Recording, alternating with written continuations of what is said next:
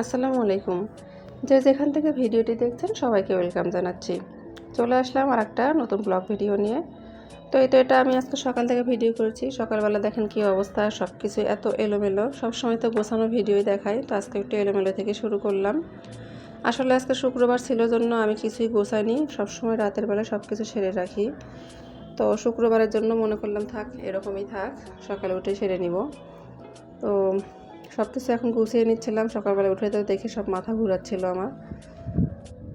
তো আস্তে আস্তে করে সব গুছিয়ে নিচ্ছিলাম। তো ভিডিওটি যারা অন করেছেন প্লিজ যদি ভালো লাগে একটা লাইক করে দিবেন, আর আমার পেজে যারা নতুন আছেন প্লিজ একটা সাবস্ক্রাইব করে দিবেন।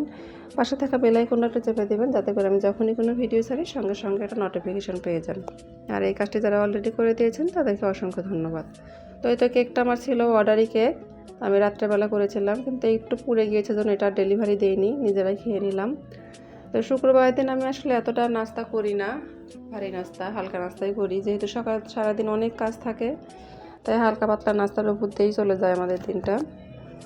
তো আমি ডিম সেদ্ধ আর কেক দিয়ে চা দিয়েই নাস্তা করেছি। আর ফজরের নামাজ পড়ে মাছ মাংস ভিজে রেখেছিলাম।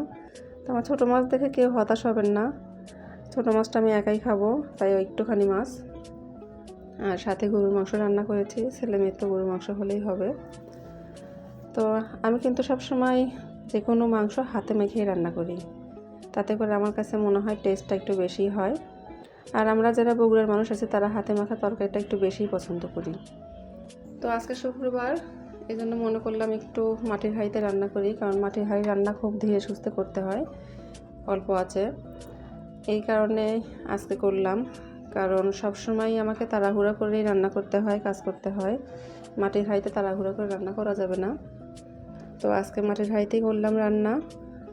তো গরুর মাংসটা মাখিয়ে বসিয়ে দিলাম, আর সাথে করেছিলাম সিম চচ্চড়ি করেছি ছোটো মাছটা দিয়ে, ফ্রোজেন করা সিম ছিল এটা। তো অনেক মজা হয়েছিল আলহামদুলিল্লাহ আজকের চচ্চড়িটা।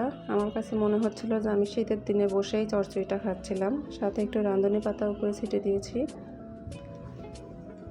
তো মাংসটা আমি এই যে বসিয়ে দিয়েছি, বলক উঠেছে, তো এটা বসিয়ে দিয়ে আমি অন্য কাজে চলে গেছি।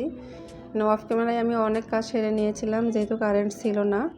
তো সব কাজ সেরে গোসল টোসল করার পর আমি এই যে ফ্রিজ পরিষ্কার করতে আসছি। তো ফ্রিজটা কিন্তু আমি গত সপ্তাহে পরিষ্কার করতে চাইছিলাম শুক্রবারে, কিন্তু সেই দিনও কারেন্ট ছিল না, তো সেই দিন আর করা হয়নি।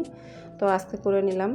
তো আজকেও কারেন্ট চলে গিয়েছিল, মনে করলাম আজকেও হবে না, কিন্তু কারেন্ট চলে আসছিল, তারপরে ফ্রিজটা পরিষ্কার করেছি।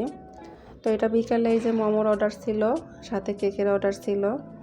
তো আমার মেয়ে যে মোমোর শেপ দিয়ে নিচ্ছে, আর আমি পাশে থেকে রুটি বেলে দেই, আর ভাপ দিয়ে প্যাকেজিংগুলো আমি করে ফেলি, সাথে একটু ছেলে হেল্প করে দেয়।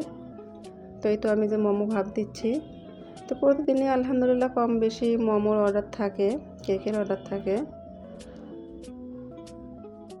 আজকেও ছিল আলহামদুলিল্লাহ। তো আমার পাশের ভাবি বলছে আহারে শুক্রবার, তাওতেও রেস্ট নাই। তো বললাম সমস্যা নেই, আমার তো এগুলো করতে ভালো লাগে।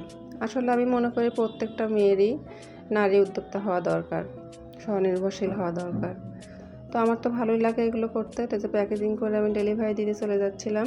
তো আজকে এখানেই রেখে দিব, ভুল ত্রুটিগুলো মার্জনা করবেন। আল্লাহ হাফেজ, আসসালামু আলাইকুম।